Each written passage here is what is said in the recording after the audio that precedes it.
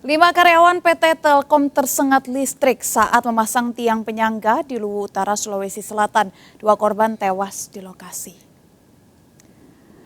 5 karyawan PT Telkom dievakuasi akibat tersengat listrik di Desa Lara, Luwu Utara, Sulawesi Selatan. 2 korban tewas di lokasi. Kelima korban tersengat listrik saat memasang tiang penyangga milik PT Telkom. Korban dievakuasi ke rumah sakit dengan mobil bak terbuka. Sejumlah saksi telah diperiksa polisi. Pemirsa, mayat wanita yang ditemukan terikat tanpa busana di Aceh Besar, Aceh ternyata dibunuh mantan suaminya. Korban diduga dibunuh setelah menemui anaknya di rumah pelaku.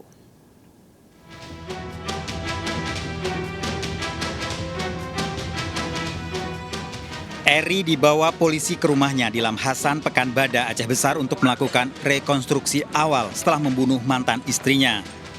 Eri ditangkap setelah polisi melakukan pemeriksaan pada sejumlah saksi yang melihat terakhir bersama korban. Polisi mengumpulkan sejumlah barang bukti pembunuhan dari rumah Eri. Sementara ada beberapa barang bukti yang kita amankan, ya, yaitu berupa alat pacul, ya, kemudian juga ada skop juga ada, ya, kemudian ada kain, handuk, ya, selimut, itu yang kita amankan. Eri dan korban telah bercerai setelah 17 tahun lebih menikah.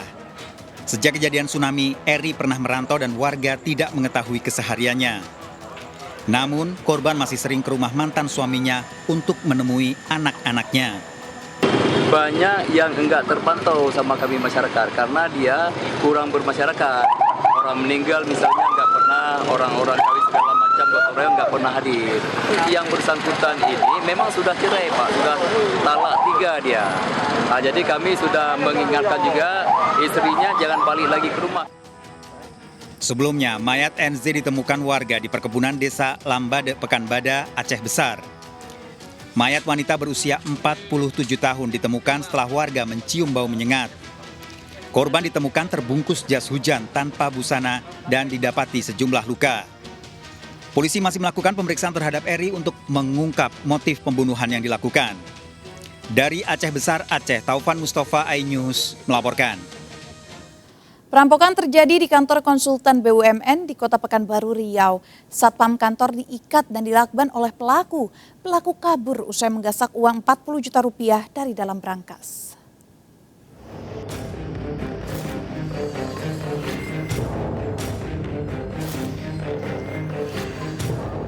Polisi melakukan penyelidikan perampokan di kantor konsultan BUMN Kecamatan Tenayan Raya, Kota Pekanbaru, Riau.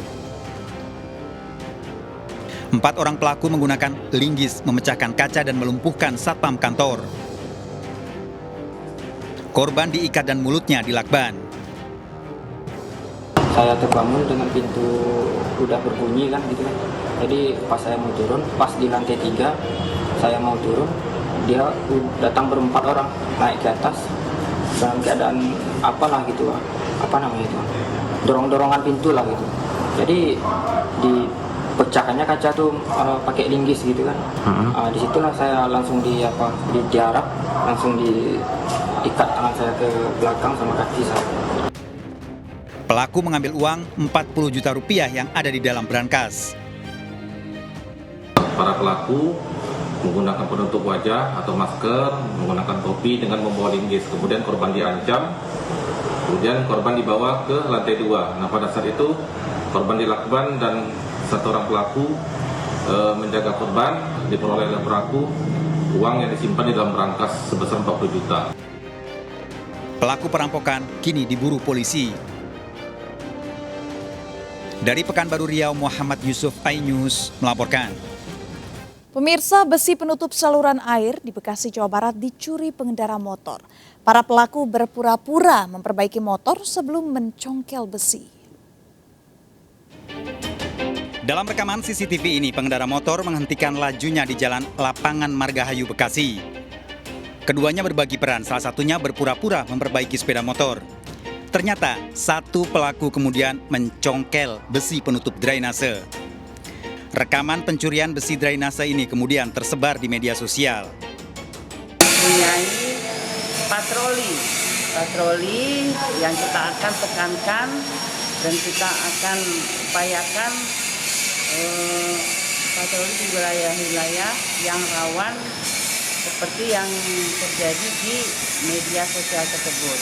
Dan minimal di sepanjang jalan yang ada titik besi untuk drainase kota Bekasi.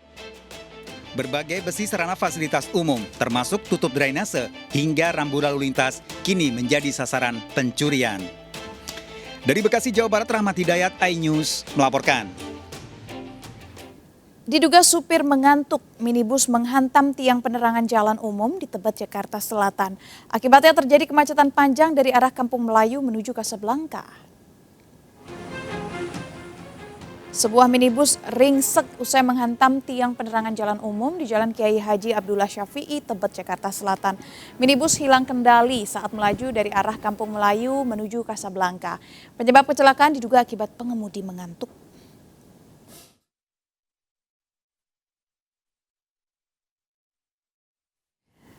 Dan pemirsa, kita akhiri perjumpaan kita dalam berita kriminal sergap edisi hari ini. Ingat, kejahatan mengintai di sekitar Anda. Selalu waspada, taati protokol kesehatan termasuk memakai masker, jaga kesehatan Anda dan keluarga. Seluruh jajaran kuda-kuda mengingat Timur Solo Kupang 365 bersempi mengarah Blok M. Bantuannya 87 jajaran kuda 86 Mangki Padat Meraya 19 jajaran Puri hingga saat ini aman terkendali. 86 seluruh jajaran kuda-kuda mengingat Timur Solo Kupang 365